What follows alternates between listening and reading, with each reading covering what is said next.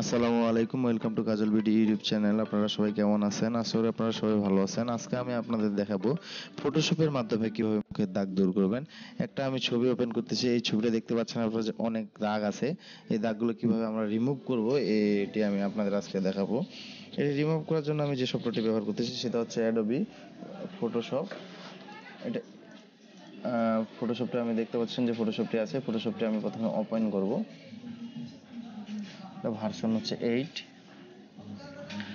ফটোশপটি open হয়ে গেছে। এখন আমাকে যেটি করতে হবে যে ছবিটি আছে, ছবিটি আমি ফটোশপে দিলাম। আপনারা দেখতে পাচ্ছেন যে অনেক দাগ আছে মুখের মধ্যে। দাগগুলো আমরা কিভাবে রিমুভ করব। তো আপনার ফটোশপ যদি ব্যবহার করে থাকেন অবশ্যই ফিল্টার অ্যাড করবেন। ফিল্টার দেখতে পাচ্ছেন যে আমার যে ফিল্টারগুলো আছে, আমি এই ফিল্টারটা দিয়ে দিলাম। প্রথমে দেখতে পাচ্ছেন যে অনেকটি যেগুলো ঘোলাটে হয়ে গেছে। তারপর আমাকে দাগগুলো রিমুভ করতে হবে। এই রিমুভ করার জন্য এই যে টুলসগুলো আছে, টুলসগুলো আমরা ব্যবহার করতে পারি। এখান থেকে আমি হচ্ছে যে টুলসটি আছে, এই টুলসটি আমি ব্যবহার করব। ব্যবহার করার জন্য আমার ছোট বড় করে নিতে পারেন। কন্ট্রোল চাপে ধরে সাইডে দেখবেন যে ভালো জায়গাটি ক্লিক করবেন, তারপরে এই জায়গায় দাগে ক্লিক করবেন।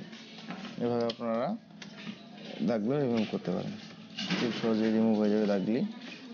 আরও অপশন আছে, বিভিন্নভাবে আপনারা দাগগুলো রিমুভ করতে পারেন, তবে এভাবে করলে আমার মনে হয় সব থেকে বেটার হয়।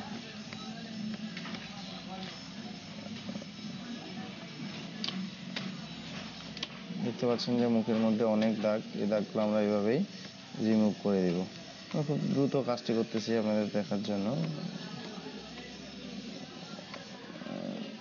যে আমার দাগগুলো অনেকটা রিমুভ হয়ে যাচ্ছে। এভাবে খুব সহজে দাগগুলো রিমুভ করতে পারবেন। এই সাইডটুকু আছে।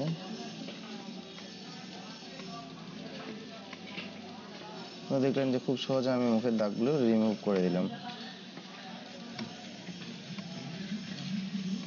এখন মুখে কোনো দাগ নাই। এইভাবে আপনারা খুব সহজে কিন্তু দাগ রিমুভ করে নিতে পারেন। এছাড়াও আরও আলাদাভাবে দাগ রিমুভ করা যাবে। যেমন এখানে নিচে দেখতেছেন যে আরেকটি টুলস আছে। এই টুলস মাধ্যমে আপনারা দাগগুলো রিমুভ করতে পারবেন। দেখবেন যে যেগুলো জায়গায় এখনও কালা কালা আছে, আমি এগুলো রিমুভ করে দিব। এইভাবে করে আরও রিমুভ করতে পারবেন। এটার থেকে আমি মনে করি যে ওটাই বেটার হয়। এভাবে খুব সহজে আপনারা মুখে দাগ রিমুভ করে নিতে পারেন। এবং দাগগুলো রিমুভ করার পরে অবশ্যই ব্রাইটনেস বাড়াই দেবেন। তারপরে আপনারা ইমেজ থেকে অ্যাডজাস্টমেন্ট থেকে সিলেক্টিভ কালার নামে একটা অপশন আছে। এখান থেকে আপনারা এইটা ব্ল্যাক ইচ্ছা মতো কালারগুলো অ্যাডজাস্ট করে নিয়ে দেবেন। তারপর টপিস যে আছে, টপিসটি ব্যবহার করতে পারেন। টপিস ছাড়া কিন্তু ফটোশপে কাজ করা যে কোনো ছবির কাজ ভালো হবে না। আপনারা টপিস ইউজ করবেন। টপিসটা দেবেন। এখানে দেখতে পাচ্ছেন যে 0.00 করা আছে। এখান থেকে আপনারা টানে অবশ্যই 6 রাখবেন। 6 হচ্ছে বেটার হয় দেবেন। দেখতে পাচ্ছেন যে ছবিটি কত সুন্দর হলো। আগে আমার যে ছবিটি ছিল সেই ছবিটি আমি ওপেন করতেছি। আগে ছবিটি এখানে আছে আমার। দেখেন যে আগের ছবিটি আর বর্তমানের ছবিটি কতটা পার্থক্য। আগের ছবিটির সাথে বর্তমানের ছবিটি দেখেন কতটা পার্থক্য।